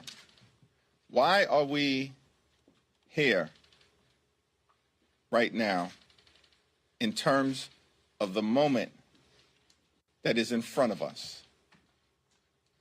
It's because Donald Trump and House Republicans decided to walk away from the negotiating table when there were bipartisan conversations ongoing between House Democrats, House Republicans, Senate Democrats, and Senate Republicans in a manner consistent with the Bipartisan Fiscal Responsibility Act that was passed in May of 2023. Donald Trump ordered House Republicans to walk away from the negotiating table at the end of February. House Republicans then passed a partisan and reckless bill that cuts funding for health care, cuts funding for veterans, and cuts funding for nutritional assistance to children and families. It's an unacceptable, unconscionable, and un-American spending bill. That's why House Democrats remain strongly opposed. Donald Trump orders them to walk away from the negotiating table. Step one. Step two, House Republicans pass a partisan and reckless spending bill. And then step three, House Republicans get out of town. Where are they at right now? House Democrats are here. We're ready to pass a 4-week spending bill that keeps the government open and will allow the House and the Senate to negotiate an actual agreement that meets the needs of the American people. But we do not support a bill that is designed to hurt the American people that Donald Trump and far-right extremist Republicans are trying to jam down the throats of everyday Americans. Folks, it has been quite contentious again with what's been happening with this decision by these Democrats to vote for the bill. A lot of people are actually calling for Democrats to replace Chuck Schumer as the Senate Minority Leader. Schumer and other Democrats say they were not going to allow the government to shut down. They said it could be a lot easier for Trump and Musk to cherry pick what federal employees to bring back. But there are others like Senator Cory Booker who said point blank that this is giving more power to Trump and Elon Musk. Even had Senator Raphael Warnock said he wouldn't be surprised if there's a new Senate leader for the Democrats in 2026 or 2028. Mike, I want to start with you. Again, a lot of people are ticked off. They are hot. They're upset at Chuck Schumer, saying that he caved. He didn't fight. He gave up. And then, of course, one of your home state senators, Gary Peters, who is not even running for re-election, he voted for this as well. Yeah, Gary Peters should not have voted for it. Chuck Schumer definitely caved because on Wednesday, he said he was arguing strongly against the bill, strongly against cloture, strongly against stopping debate. And he was proposing the 30-day continuing resolution, okay, the 30-day bill, so they can continue to negotiate. It's important. So this is wrong on so many levels. Number one, House Minority Leader Hakeem Jeffries is absolutely correct. Donald Trump told House Republicans to stop negotiating with House Democrats, okay? So House Democrats were totally pushed out of this process, and that's why 213 of them voted against this in the House, okay? And this is what they were saying. This is what Alexandria Ocasio-Cortez was talking about last night on Jake Tapper's show on CNN. So, and then in the Senate, there's a disconnect, and you're going to see this. You're going to see this really explode. There's a disconnect in the thought process of many Democratic senators as opposed to those in the House. Now, I understand the rules are different, but last night on The Last Word on MSNBC, Senator Jeff Merkley from Oregon and Senator Tina Smith from Minnesota were on. And Senator Jeff Merkley was saying the only leverage that they really have is leverage in the Senate, not the House. And it's the 60 vote threshold, the filibuster. He said if you give that up, then just giving more power to a tyrant, I'm paraphrasing, giving more power to a bully does not help you. They're going to keep punking you. They're going to keep mistreating you. And this is exactly what's taking place. So I think they need new leadership. Senate Minority Leader Schumer needs to be out. And also CNN reported that you have some Democrats that are privately saying that Alexandria Ocasio-Cortez should primary Senator Chuck Schumer as well in 2026. I think she should as well. He's not built for this. He's not built for this fight here. This is a weak punk ass move. This is bitch assness. This is what this is. What do you make of what you're seeing in D.C., Derek? You know, I've been disturbed, Roland, since the 10 Democrats voted to censor Brother Al Green. I've been disgusted with some of the Democrats up in Washington, D.C. In fact, those of us here in Georgia started making phone calls and saying it out loud with our full chest that we need them to stand up. We cannot cede the tools of leverage that are available because when you do that, and listen, Roland, I mean, I've seen it on your show, case by case, when you look at who Donald Trump is, we don't need no other evidence, no more empirical data to say that he's going to do exactly what you anticipate for him to do. And so if Chuck Schumer said, well, if we allow for the government to collapse, they're going to blame the Democrats. They're going to do that anyway, Roland. And so what we got to do is come up with a new playbook. We got to, since Republicans are not showing up in their town hall meetings, then we as Democrats need to show up in their town hall meetings. And we need to explain to those Republican voters and say, that's what y'all voted for, first off. But number two, this is what we're going to do. And we don't need you to get amnesia come next year, because the bottom line is everybody's going to be negatively impacted. This guy is going after Social Security. He's going after Medicaid. He's going after Medicare. He's going after those third rails that we typically just did not touch. But by Chuck Schumer making the move that he did and them other Democrats in the Senate that voted along with him, then they need to understand that they're going to be blamed for this, because they're going to say, well, the Democrats believed in our philosophy. They voted with us. And so they understood that we're going to impact Social Security. They understood that we're going to impact Medicaid and Medicare. And we all know the devastation that's going to occur when you do that. I never understood the thought process, Matt. They're going to blame you anyway. So you fight for as much as you can get, and you don't give up, especially when you have the power to filibuster. That's right. Exactly. Yeah, you stand 10 toes down. I think Michael said it beautifully. I don't need to repeat it. We know what this is. This is fear, and this is people being bitch made, for lack of a better term. But what I don't understand as well is if you're thinking to the midterms, and if you're thinking right now that a lot of Democrats are really frustrated and feel like the Democrats just look weak, why would you take another opportunity to show how weak you are when you can push it? And you cannot cede the control, as Derek just said. I don't understand, or cede the leverage. Because here's the thing that we see Republicans do 100% of the time: exercise whatever point of leverage that they have with no remorse. Why you would not do that here, I don't understand. Mm-hmm. Folks, let me tell you how crazy these Trump people are. More than 50 universities are currently being investigated for alleged racial discrimination as part of their initiative to eliminate diversity, equity, and inclusion programs. They really are anti-black. The Education Department announced these new investigations on Friday, about a month after issuing a memo warning schools and colleges across the country that they could lose federal funding due to race-based preferences in admissions, scholarships, or other aspects of student life. Education Secretary Linda McMahon stated that students should be evaluated based on their merit and accomplishments, not by their skin color. Quote, we will not yield on this commitment.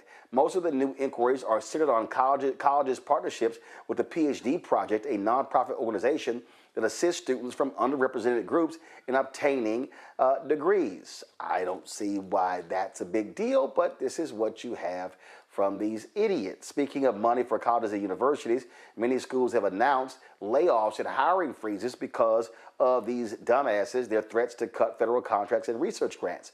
Thursday, Johns Hopkins University said it has eliminated more than 2,200 workers because they lost about $800 million in federal funding.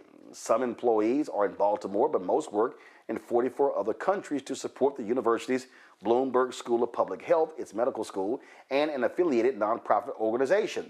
Last month, Trump and his fellow idiots announced deep cuts to the National Institutes of Health grants for research institutions. This shift could reduce the money going to some universities by more than $100 million, actually by more than several billion dollars. Some schools already have shelved projects because of the cuts, which have been delayed temporarily by a court challenge. Now, let's go back to, I keep telling y'all how anti-black these people are. They literally are doing some shameful, despicable things at Arlington Cemetery. Okay, let me say this again. We're talking about Arlington Cemetery. Yeah, what they're doing is black, Hispanic, and female service members are being erased from the history. For generations, Arlington Cemetery has stood as the final resting place for more than 400,000 American heroes, a sacred space honoring those who gave everything for the country. But now, the cemetery's website has quietly removed key information, list of notable black and Hispanic service members, lesson plans about their contributions, and even maps marking their grave sites. Officials say this was done under the orders from Trump and Defense Secretary Peter Hegseth, part of a broader push to strip race and gender-related history from military records. Some of these erased names belong to Medal of Honor recipients, men who were denied recognition in their time because of racism, only to be honored decades later. And now their stories are vanishing once again. This black erasure, this is what this is all about, Matt. It's black erasure. They're trying to get rid of the environmental justice departments and the EPA. They're trying to get rid of these things in the Department of Education. They want black erasure. All throughout the federal government, this is an absolute all-out attack on blackness. And I keep saying it, where are these Negro Republicans? Senator Tim Scott, quiet. Congressman Byron Donalds, Congressman Wesley Hunt, Congressman Burgess Owens. They're all real quiet. Yeah, and they kissed every part of that orange butt and don't have any positions in the administration. So, clearly that didn't work out for them on the personal level, which is all that governs most of those people's actions. But you're exactly right. This is about black erasure. And what this is about black erasure coded as a meritocracy argument. Because you notice Linda McMahon didn't say a single word about legacy admissions, right? They didn't say a single word about that. It's about anything that looks like a black person is getting a leg up that some white person is not getting. We're seeing that everywhere. And one of the things I thought was pretty just weak is all of these people who kind of prophylactically have said, well, we know Trump's coming for us, so we're going to go ahead and start changing our DEI or changing how we approach things. But even with the Air Force Academy, or not the Academy, but the Air Force training in San Antonio, they weren't going to teach people about the Tuskegee Airmen because they're afraid that they're going to get in trouble from the Trump administration. I mean, we've reached a level of absurdity that is just unfathomable. But I'm glad you called it what it is, because what we see is a lot of dog whistling. But we know that the truth is that it's about black erasure, and it's about making black less than in all metrics, by all metrics, and in all contexts. Because what they keep saying is merit, merit, merit, but they're making, non-meritorious synonymous with black for the exact point of that black erasure. So I think you're exactly right. And none of this is surprising because we're seeing it across the federal government. That is all anti-black, Derek, pure and simple. And that's what they keep attacking. and they don't want folk to know history. This is what they want. This is what they desire, and it's real clear. And it's real clear, but it's also sad to a level of degree. This hits me personally, Roland. As you know, I'm a retired naval officer, and my first wife that served as well for 27 years is buried in Arlington. She gave her life for 27 years. Okay, and so when you think about this erasure, you can't delete the contribution in the history of Black Americans, right? But this other sad part to this has precipitated down to the state levels. We have a bill right now that we're fighting in Georgia where it says, get this rolling, it says remove slavery, lynching, all that stuff from the curriculum from K through 12. But then there's this and. It says and contributions. So now you don't even want the mentions of Madam C.J. Walker contributions, Ida B. Wells contribution, Thurgood Marshall contributions. So it's one thing to try to eradicate the hatred and the pain of the past, but you also don't want to include the contributions. So what will we look like 10 to 15 years from now? Will we even have mention of Dr. Martin Luther King and Coretta Scott King? Or will we even have mention of the Tuskegee Airmen in the curriculum? And so that's the reason why we got to reject this and we got to fight back, because the future is not only counting on us, Roland, but we also got to deal with this in the present, because as much whitewashing they want to do, they can't, because that which is cemented is our history, because Black history is America's history. Well, what they want, Michael, is they want whiteness to rule, pure and simple. That's what it boils down to. There's no other way to explain this. Yeah, it's white nationalism, white Christian nationalism. This is all laid out in Project 2025. When you read Project 2025, you don't have to read all 922 pages. Just read one chapter. The attack on diversity, equity, and inclusion is all throughout Project 2025, DEI. And for all you dumbasses out there, they keep saying Black people only got 4% of the DEI jobs. You have no fucking clue about what's taking place. Okay, this is a total backlash to the racial reckoning that took place in this country after the death of George Floyd. That's why they're going back, eradicating all the progress made, not just the last 4 years, but also going back to the 1960s. This is why on day 1 or 2, Donald Trump rescinded Executive Order 11246, which is affirmative action. As racist as Ronald Reagan was, he didn't even do that. So when you look at the attack on the Department of Education, Linda McMahon said that Donald Trump's mandate is to shut down the Department of Education. Well, the Department of Education was created by Congress in 1979, signing the law by President Jimmy Carter. And one of the things that it was doing was enforcing the civil rights of students, and it was going after the segregation academies that developed after Brown versus Board of Education. And it was really picking up the fight that the IRS was doing as well. This is one of the reasons why the right wing are attacking the IRS. You got to go back and study this history. And the religious right movement was formed right around 1979 by Paul Weyrich, who co-founded the Heritage Foundation, and Jerry Falwell. And what they did was they redirected all the anger that white Southerners had when it came to fighting against desegregation of the schools. They redirected that into the anti-abortion movement. This is how all this stuff comes together. So this is real. This is what we warn people about. And lastly, the Associated Press has this piece, the first thing that you talked about the images being removed. There's 26,000 images that the Pentagon is removing. It's a purge taking place. War heroes and military first among 26,000 images flagged for removal in Pentagon's DEI purge. They're playing for keeps. This is white nationalism. So we gotta figure out, okay, so what are we gonna do? Are we gonna fight back, or are we gonna be punks? This is the time to put up or shut up. Well, this is why we make it perfectly clear. what is happening before our very eyes. Going to go to a quick break. We come back, Black and Missing. We'll tell you about this. Black girl was attacked in California, and Tyler Perry had some strong words today at the Atlanta funeral of Angie Stone. You're watching Roland Martin Unfiltered on the Black Star Network. Support the work that we do. Join our Bring the Funk fan club. Goals to get 20,000 of our fans contributing on average $50 each a year. That's $4.19 a month, 13 cents a day. Support this show and all the other shows we have on the Black Star Network, plus the new shows we're working on as we speak. If you want to give via Cash App, you can use the Stripe QR code. This is it right here. This is the QR code for Stripe. You can just simply click the Cash App Pay button to contribute. You can also use Stripe for credit card transactions.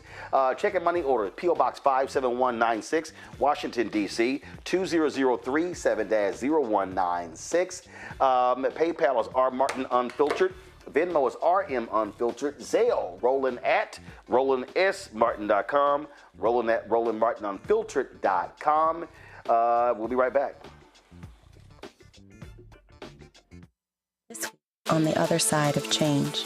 We're digging into the immigration crisis that's happening here right now. That can impact each and every one of us. We're going to break down the topic of this constitutional crisis that is being led by the Trump administration and what you, as ordinary citizens, can do to speak up and speak out to fight back. This is The Other Side of Change, only on the Black Star Network.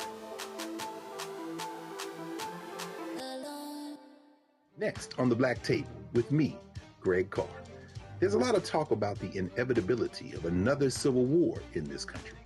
But on our next show, we'll talk to a noted author and scholar who says we're actually in the middle of one right now. In fact, Steve Phillips says the first one that started back in 1861, well, it never ended. People carrying the Confederate flag, wearing sweatshirts saying MAGA Civil War, January 6, 2021, stormed U.S. Capitol, hunted down the country's elected officials, built a gallows for the Vice President of the United States, and to block the peaceful transfer of power within this country. On the next Black Table, here on the Black Star Network.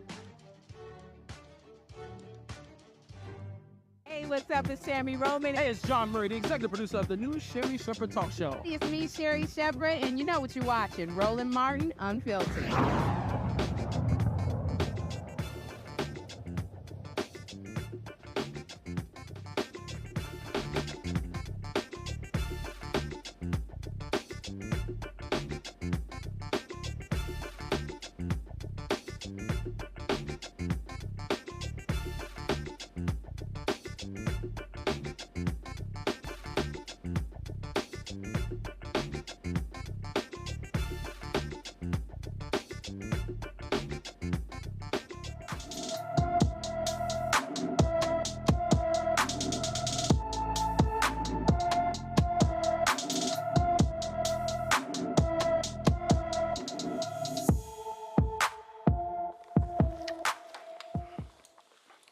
Nyla Silv has been missing from New Orleans since February 8th, when the 15-year-old was last seen. Her black hair was dyed blonde. She has brown eyes with her ears and nose pierced.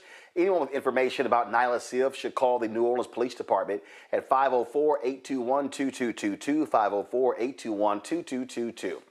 In California, the parents of a black girl who was violently attacked by a Mexican male student while being subjected to racial slurs are questioning why the substitute teacher did nothing to prevent the incident. The attack took place at Jehu Middle School in Colton, California. In a now viral video, the boy is seen yanking the girl by her braids as other students laugh, with some of them allegedly using racial slurs. The situation escalated when he slammed her onto a desk, rendering her unconscious. Community leaders and parents are demanding accountability. However, authorities are investigating reports that the girl struck the boy with a metal object before the altercation. Both students have been cited, he for assault with a deadly weapon and she for battery on school grounds. The Colton Police Department says the case has been forwarded to the San Bernardino County District Attorney's Office for further review. Folks, tonight, a former Texas megachurch pastor, once a powerful figure in evangelical circles, is facing criminal charges. In fact, an arrest warrant has been issued for Robert Morris, the founder of Gateway Church. He's been indicted in Oklahoma on 5 counts of child sexual abuse.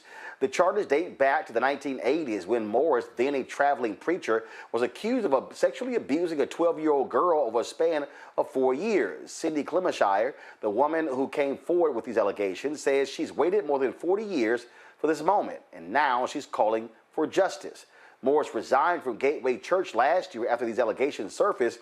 His ties to politics, especially his involvement with Donald Trump, as well as a lot of Republicans in Texas, has made him a prominent figure in conservative Christian circles. He, for a long time, was a Trump spiritual advisor. Now, instead of leading a congregation, he could be facing up to 20 years in prison for each charge. Right now, Morris is not in custody, but again, that warrant has already been issued. Boy, isn't it amazing, Matt, how so many of these folks on the right have significant history with sexual molestation of young folks? I don't even know what to say, man. I don't know what to say beyond I'm glad that this victim is seeking, justice, and that the law allows her to do that, and that he's being held accountable if it's true. Now, obviously, I don't have any of the evidence, but I'll say, there are a lot of allegations, and these are not the kind of allegations that, frankly, people don't think where there's smoke, there's fire. We need to have due process, but 5 counts. He was indicted. He was taken to a grand jury. That means they found probable cause. We know it's easy for a grand jury to indict somebody, but for them to indict on a 40-year-old allegation means that they thought there was enough evidence there to credibly send out an indictment. So I think that's damning in and of itself, because in the modern era, there's a lot more evidence generally in a case like this, or at least circumstantial evidence. But for them to have a 40-year-old accusation, that means they must have thought there was something there. So I'm interested in seeing how this plays out. Wait a minute. Go ahead. Matt, he's actually admitted to this. Now, first of all, he's 63 years old. This happened 43 years ago. He stayed with the family. This took place over a period over 4 years. Michael, he actually he admitted to, I forgot how he framed it, but he didn't quite frame it as, I raped a 12-year-old or I sexually molested a 12-year-old, but he's on record admitting something happened. Yeah, this was supposed to be the party of family values, and the Republican Party. When you listen to a lot of them, and it's important to really, really understand them. They weaponize this white Christian nationalism. Okay. They weaponize this right Christian nationalism, and a lot of this comes out of the whole religious right movement that I just talked about. And in that whole religious right movement was a white supremacist movement. Okay, and then within white supremacy, you have sexual abuse also. So this is disturbing, but not surprising when you understand the history of these people that you're dealing with. And then when you look at their president of the United States that's had 3 wives, cheated on all of them, and then was found liable for sexual abuse. I mean, what do you expect? So check this out, Derek. He sent a statement. He resigned last year as senior pastor of Gateway. He sent a statement to the Christian Post where he admitted engaging in, quote, inappropriate sexual behavior with a young lady in a home where I was staying. He said it was kissing and petting and not intercourse, but it was wrong. 3 days after dropping that statement, he resigned as senior pastor, and the church's board of elders said they had not been aware of the girl's age or the length of the actual abuse, but Cindy Clemenshire was like, no, y'all knew about it.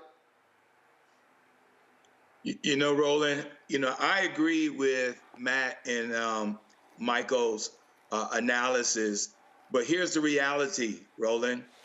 This is going to be a very public situation where we're going to see the individual that's occupying the Oval Office that gave 1,500 pardons, just a blanket pardon. You're going to see an individual that's going to say publicly through a tweet to the Attorney General of the DOJ, make this go away, much like how he did the Civil Rights Division in the DOJ. He's going to tell Patel, you don't need to waste any FBI resources to investigate it. Hey, he already admitted it. He already confessed. So let's just go ahead and give him a pardon. And unfortunately, this family, the victim. Well, but here's the problem. But Derek, here's the problem. Derek, he can't give him a pardon because these are state charges. They're not federal charges. He can't pardon them. Okay. I missed that part. These are state charges. No, the state of Oklahoma. No, not the U.S. Attorney's Office didn't. No, the state of Oklahoma has actually indicted him. And again, and the church elders at Gateway said that their understanding that when he said he had an inappropriate relationship with a young lady, that they thought that was marital infidelity with a grown woman. They didn't realize the girl was 12. And it lasted 4 years. Right. So yeah, yes. Trump can't do jack. These are state charges. Right. So I missed that part. But Roland, I am in the state where the orange dude have state charges. And so even though these are... Oh, I understand. And thank you for adding that clarity. I just... That's the sad part here, that the victim should see justice. Even though this was 20 years ago, they should still see justice. But I just do not have faith and confidence in the outcome, where it should be this guy goes to jail for the crime he committed 20 years ago. Well, I say throw his MAGA punk ass under the jail. Folks, our last story, just 3 months into 2025, the U.S. has already surpassed last year's total measles cases. In Texaco, New Mexico, Oklahoma, they're at the center of this outbreak with nearly 300 confirmed cases, and experts say that number is much likely to go higher. Let's be real, many of us grew up knowing measles as something from the past, a disease our parents or grandparents dealt with. In 2000, the U.S. officially declared measles eliminated. But here we are in 2025 because all these dumbass anti-vaxxers don't want to get their kids vaccinated. Measles is highly contagious, spreading through the air when someone coughs, sneezes, or even just breathes. While the vaccine has been keeping it in check for decades, gaps in coverage are allowing it to resurface again because of these anti-vaxxers. We've already seen 2 unvaccinated people die from measles this year, one in Texas and another case under investigation in Washington State. This is all, again, because of these idiot anti-vaxxers. They have been they've been attacking vaccines when it comes to autism, when it comes to COVID, and now we're seeing measles roar back. And it doesn't help when you got a dumbass like Robert Kennedy Jr. who doesn't believe in vaccines, and Secretary of Health and Human Services, Derek. You know, Roland, I watched this interview live, and RFK Jr. said, well, won't you just eat some French fries? And so it's just appalling that someone is responding that's the head of HHS says, eat some French fries. But I went to the CDC website, Roland, and it says the resurgence of measles in the United States is a public health crisis that requires swift and coordinated action. Vaccination is our most effective tool in preventing the spread of this highly contagious disease. Unfortunately, Roland, CDC cannot send information out to the public. It's incredulous that we are dealing with an administration, and we're dealing with a crisis that now we're going to have a self-inflicted pandemic, epidemic, how you want to see this. And that's the sad part. We must launch a comprehensive vaccination plan to deal with this measles situation, because we all know, Roland, that measles kill, and especially kills children. Matt? I know this started out in West Texas among the Mennonite population, and I haven't heard much conversation about the religious overtones or religious freedom, or whether that's even being really contended by that population. But it's really just abhorrent that in the modern era, with modern science, with the understanding of the benefits of vaccinations on the whole, that there's such a large swath of people in that community, I guess outside Lubbock, who have elected not to be, vaccinated. And frankly, especially in a state the size of Texas, I know within a week of me hearing about it out in Lubbock, it had made it to my hometown, Austin, which is 7 hours down the road. I mean, it's a vast distance, and it jumps quickly. So it's a sad thing that we're seeing, and I do not trust RFK's leadership with HHS and what he's going to do. But God willing, this finds a quick end. But it's a sad thing, especially as people are beginning to die with something that we know is completely preventable and had been at negligible levels for decades. Michael. This reminds me of Trump's mishandling of the coronavirus in his first administration, and a lot of the anti-vaccine people, the propaganda, things of this nature that took place. And if you can get Malcolm Nance on the show, Roland, because Malcolm some years ago talked about how a lot of the anti-vaccine information is coming from other countries that are adversaries of the U.S. And it's a tool to weaken you from the inside also. Okay, so now you have RFK Jr., who we know has a history of being against vaccines. You have him as director of HHS. You have the Center for Disease Control. They fired hundreds of people, then they had to hire them back. And then there's a restriction on them putting out public health information as well. All of that weakens America. Okay, so we're going to have to rely upon our state health officials and also African-American doctors to protect us as much as we can from this nonsense out here. All right. Gentlemen, I certainly appreciate it. Thank you so very much for joining us on today's show. Michael, real quick, you're speaking on the panel. Go ahead. What is it about? Yeah, 93rd Midwestern Regional Convention for Alpha Phi Alpha Fraternity. We're doing a panel discussion. Racism is a public health crisis panel session. This is Thursday, March 20th, 2025, 5 p.m. here in Detroit at the Renaissance Center, Detroit Marriott at the Renaissance Center, Ambassador Ballroom, free and open to the public. People come on out, especially Sigmas and Zetas. Shout out to Chad King of A5A who invited me to be on this panel. And this information, I put this on my website, AfricanHistoryNetwork.com. So come on out and support. They really want to get this information out to the public.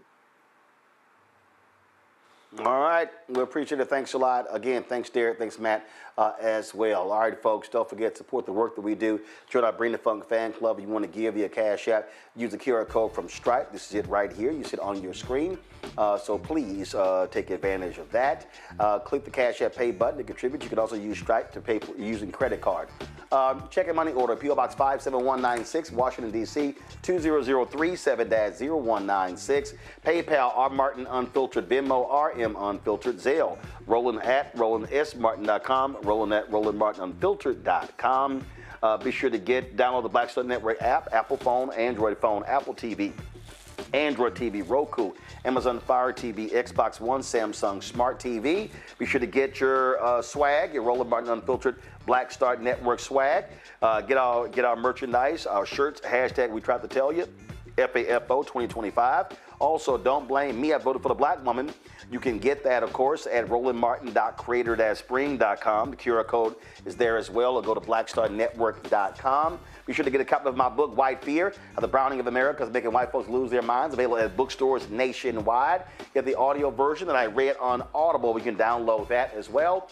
Of course, you can also, want you to, get Fanbase. Download the app Fanbase, and if you want to invest, $10.4 million has been raised as part of the $17 million goal. You can go to startengine.com/fanbase, startengine.com/fanbase if you want to invest. Folks, that's it. We always end the show running the names of our nearly 35,000 contributors. We appreciate every single one of them for contributing to this show, for making it a success. I'll see you guys Monday in D.C. right here Roland Martin Unfiltered. Oh, by the way, today we ran several different things. Today we streamed the Atlanta funeral of Angie Stone. Earlier this week we streamed the funeral of Roberta Flack. You can go to our Black Star Network app or go to our YouTube channel to see both of those. Tomorrow we're streaming a couple of things tomorrow. One, we have the South Carolina funeral of Angie Stone. Matter of fact, guys, if you, I meant to show you this. If we have the Tyler Perry eulogy, let me go ahead and do that.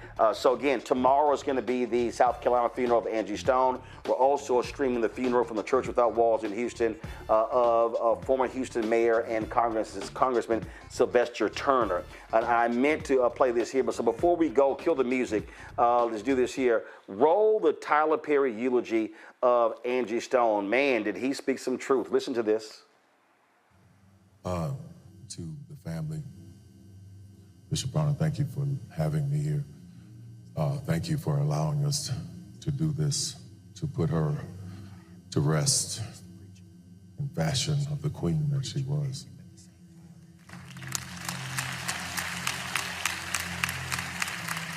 To the family, I want you to know something, especially her children. My mother died at 64, and Angie was a year younger than my mother was when she passed. But in her song, she said, in time, it gets a little better. So my prayer for you is that time is kind to you. Everybody who came up here talking about Angie, I didn't know her like a lot of other people knew her. My experiences with her would be me going to a show or her talking to her. I remember one time she was doing a show at the Civic Center, and I went to see the show, and she was telling me some things that were going on. And she's like, would you come on stage when I sing Brother? I was like, yeah, absolutely. So I'm there, and she's singing the song, just singing her heart out and her soul. Got a text from video from Taraji P. Henson. She was saying, let me tell you a story about Angie. Then I started hearing all these stories about her. Taraji said she had just done Baby Boy, wasn't really super famous. And she heard that Angie was at a club, and she went to see her at the club, and Angie didn't perform, but she came out, and she was like, whoa, I'm so sorry, I came to see you. And she's like, that promoter ain't have my money, so we...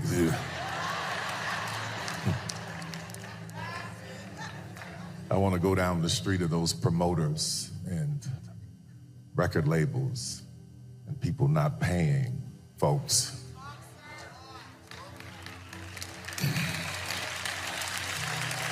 But anyway, Taraji said she took her in the corner and she sung a song for her in that club. That's the heart of a person. That's the soul of a person who cared about her fans, who cared about getting paid.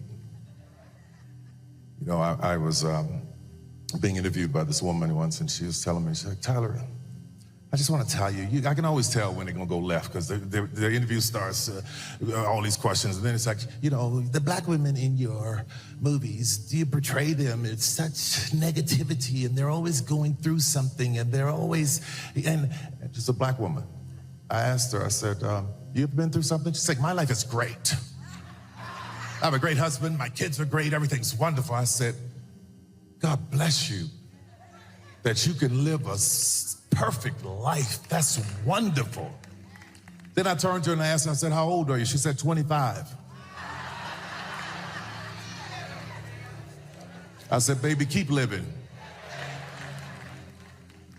But I look at these young folks who are living these lives and they think that it's supposed to be the way that it is on Instagram. And they're forgetting about the people who have paved the way for them to be in that situation. They're forgetting about the women like Angie Stone, who's been in the business all of these years. You're gonna forget about what she did, all of the people that she put on and helped. So you gotta go through something to write a song like $20. Because in it she says, what you know about being poor. She don't say poor, she says poor. What you know about having to borrow from the neighbor next door. These are her words. What you know about bumming rides. What you know about having to swallow your pride. And this is the part of the song that got to me when she said, what do you do when you're through? When you're always helping people and nobody is there for you. Y'all gotta forgive me because I'm angry at the way she was treated. I did not know all the things that she was going through. Recently, I found out, because I'm not on Instagram. I'm not being hooked and manipulated by an algorithm telling me what to think and how to feel. So I don't see everything. But to think that this woman was in the business for all of these years, and there's a difference between performing because you want to and performing because you have to. All of those years, all of those songs, all of that money that was owed to her, where is it? It's wrong. It is wrong. And I'm tired of seeing us struggle and go through things and work hard and not reap the benefits of what we were supposed to reap. But you got to be careful when you start mistreating people, especially children of God, because the Bible says, touch not my anointed and do my prophet no harm. And I'm going to tell you something. This woman was a prophet. She prophesied and preached her own eulogy. What am I talking about? In her song, No More Rain in This Cloud, she says, my sunshine has come and I'm all cried out. There's no more rain in this cloud. And many of you may not know this, but I'm a pilot. And when you are a pilot, the first thing you study is the weather. And I learned about clouds. And what a cloud is particles, air and particles. And when the rain gets in that cloud and the particles get too heavy, it becomes to rain. It drops to the ground. It falls. It is just like our souls. We hold so much in. We hold so much pain. We hold so much that it has to come out of our eyes as tears. But the beauty of what she was talking about is when a cloud has no more tears, it dissipates. It's gone.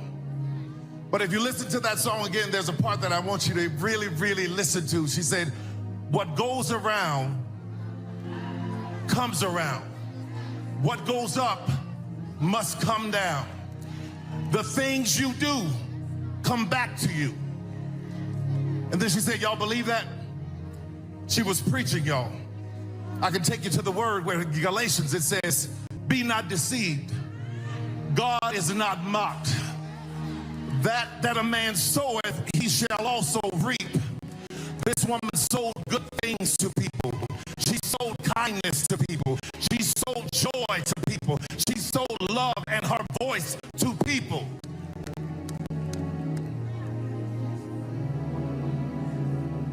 So if you are like her and like me, who get tired of helping people and watch them dog you out, if you are like her and like me, I'm going to tell you this. Don't stop doing good. Don't stop being kind. Be not weary in your well-doing, for in due season you will reap a harvest of blessings. God bless you, family. God bless you, Angie. My heart, my soul is with you. I'm so glad that there's no more rain in your cloud.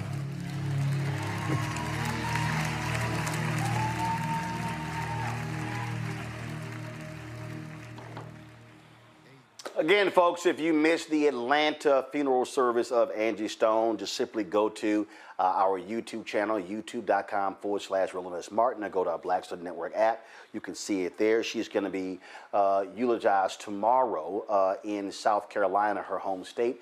We will carry that live as well. In addition, as I said, the funeral of former Houston Mayor, my alpha brother, former Congressman Sylvester Turner, will be tomorrow at the Church Without Walls in Houston. We'll be live streaming that as well. And if you missed the funeral earlier this week, the memorial service for Roberta Flack, you can go to our YouTube channel as well as our app. See, folks, this is the stuff that we do. Nobody else, no other black-owned media is doing what we're doing, this type of stuff with this show, the additional shows, streaming these services, the news conferences and events that we carry. All of those things are critically important. So again, your support is always appreciated for all of that. Again, QR code for Cash App. Use the Stripe QR code. It's right here. Go go to blackstarnetwork.com. If you don't have it, you can go there as well. Send your check and money order at P.O. Box 57196, Washington, D.C., 2003 7-0196. PayPal R Martin Unfiltered, Venmo RM Unfiltered, Zelle Roland at RolandSMartin.com, Roland at RolandMartinUnfiltered.com.